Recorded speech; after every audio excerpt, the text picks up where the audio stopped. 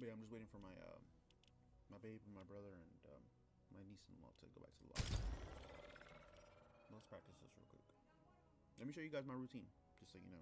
So one thing I recommend doing is any game you're playing, which usually most games have their own way of aim training as you're going about it. One of the ones I use is this one right here. The Visual Aim Trainer 2.0. I used to use the clicks one, but I just didn't like how complicated it was. You had to do all kinds of shit too. Like it asks you to do all kinds of stuff. When this one, you just kind of pick what you're trying to do and then get into it. But yeah. So yeah, see what you're standing here? Okay. This one lets you do obstacle mode. Basically what that is that as you're shooting, it'll have like a screen coming towards you. You have to either get out of the way or jump over it, or yeah, that's basically it. But yeah, this is basically the first thing I start off using.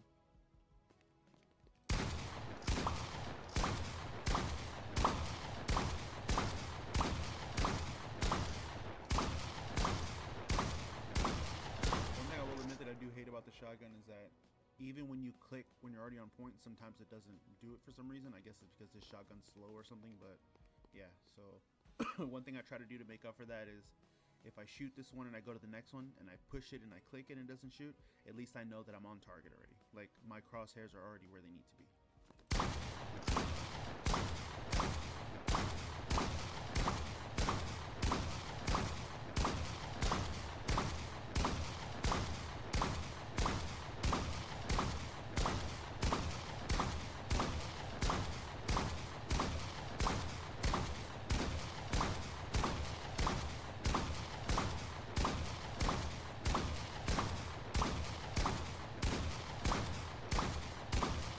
So I recommend doing this while you're moving, doing this while you're crouching, like you're simulating an actual gunfight.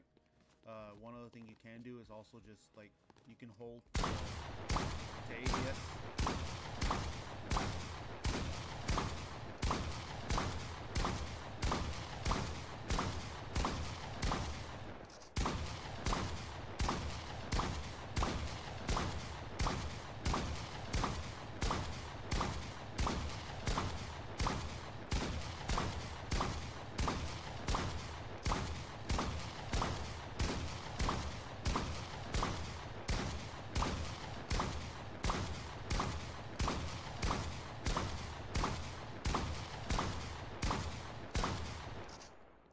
One of the other things I do is there's so many other things you could choose from on here in order like to get your warm up and like, you know, just things like that, you know what I mean? Things you can pick from. I mean, you have so much stuff. One thing I tend to do, I stick to shotgun flicks, vertical tracking, glider tracking, especially horizontal tracking. I noticed that a lot of people in this game have trouble tracking people going sideways or even up and down, especially up and down.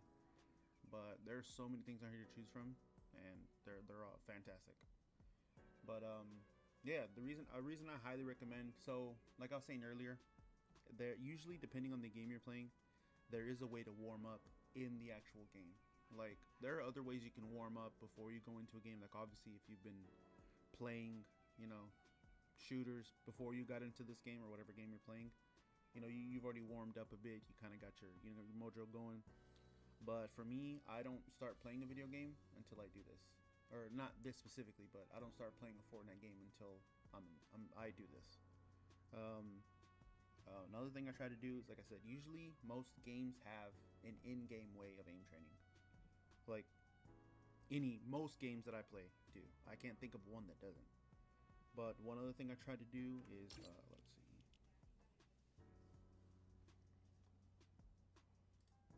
I do a lot of aim labs. Excuse me. The one that you see on screen, the grid shot 3x3. That one's like one of my favorite ones.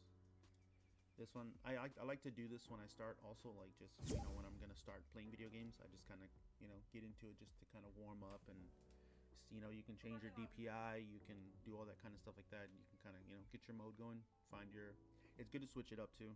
I never stay too much on one DPI. I always try to switch in between it. You know, change different mice, change, you know, not different pads like that. If you have the same pad and same mice, that's fine. That's not a problem. But always try to switch up your DPI to find your sweet spot. Like there's always going to be a sweet spot for everybody.